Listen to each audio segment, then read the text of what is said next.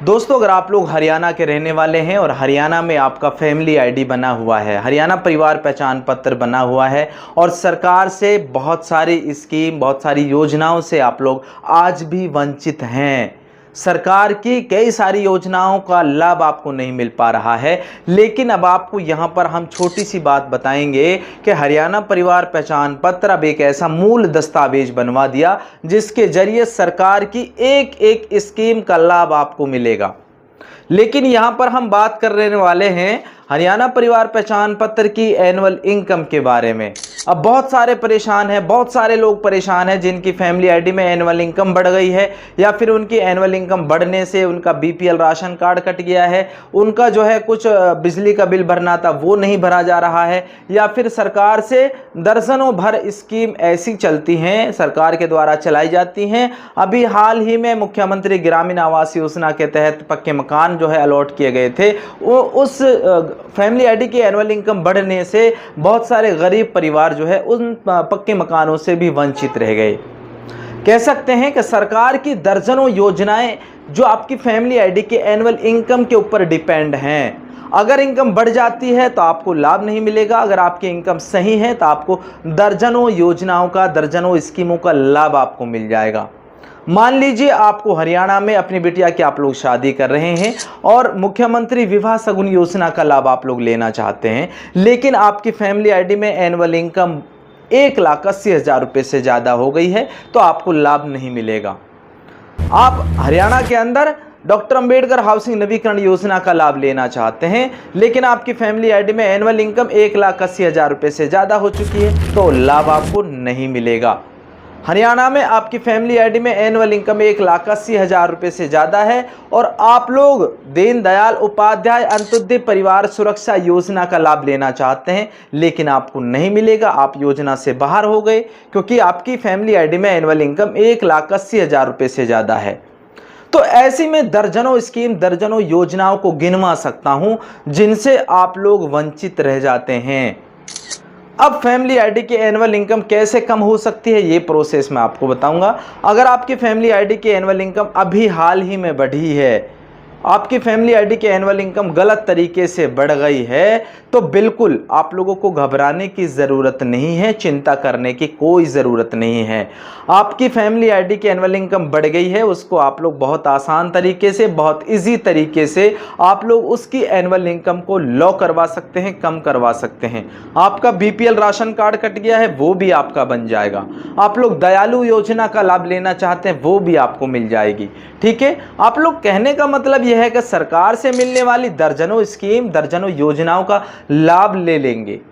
तो दोस्तों, सबसे पहले हमको जो है अपने नज़दीकी कॉमन सर्विस सेंटर पर जाना है। आपके गांव में, आपके विलेज में, आपके शहर में, आपके ज़िले में बहुत सारे ऐसे कॉमन सर्विस सेंटर यानी कि सीएससी सेंटर खुले हुए हैं, जहां पर जाकर आप लोग सीएससी सेंटर वाले को आप लोग बताइएगा कि सर मेरी फैमिली आईडी की एनुअल इनकम पहले 80,000 थी, या फिर मेरी 80 से जो है 140 थी, या फिर 140 से 180 मेरी हो गई है। कुछ इस तरह जो आपको सही लगे, जो आपकी फैमिली आईडी में जेन्युइन इनकम थी वो आपको बतानी है, और जो आपकी बढ़ गई है वो तो खुद चेक कर लेगा। ठीक है, जैसे ही आप लोग वहां जाते हैं वो आपको थोड़ा सा प्रोसेस बताएंगे। आप लोगों को कुछ नहीं करना, उस इनकम को चैलेंज करना है, सरकार को चैलेंज करना है, डिपार्टमेंट को चैलेंज करना है कि मैं एक गरीब परिवार से ताल्लुक़ रखता हूं, मैं मेहनत मजदूरी का काम करता हूं, मैं किसी फैक्ट्री में लेबर का काम करता हूं, या मैं रेहड़ी लगाता हूं, या मैं एक छोटी सी दुकान चलाता हूं, मेरी एनुअल इनकम 1,80,000 रुपये से बढ़ाकर 3 से 5 लाख रुपये हो गई है।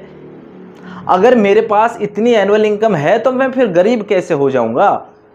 तो ऐसे बहुत सारे परिवार आपको मिल जाएंगे, शायद आप भी उन्हीं की लिस्ट में शामिल हों जिनकी फैमिली आईडी में एनुअल इनकम 3 लाख से 5 लाख है या 1,80 से 3 लाख है। उसको कम करवाने के लिए आपको जो है अपना एफिडेविट टाइप करवाना है, या फिर आप लोगों को एफिडेविट नुमा कोई दस्तावेज आपको सीएससी पर मिल जाएगा। इसका परफॉर्मा सीएससी वालों के पास ऑलरेडी है, वो परफॉर्मा आप भरिए, उस पर सिग्नेचर करिए और उसकी ग्रीवेंस आप लोग लगा दीजिए। अगर ग्रीवेंस भी आपकी नहीं लगती है सीएससी से ग्रीवेंस नहीं लगती है या फिर आप लोग जो है परेशान हो चुके हैं, तो उसके बाद जब आपका कहीं से भी कोई समाधान नहीं होता है और आप लोग उस फैमिली आईडी की एनुअल इनकम को कम कराना ही कराना चाहते हैं, तो सीधा आप लोग जाइए एडीसी ऑफिस में।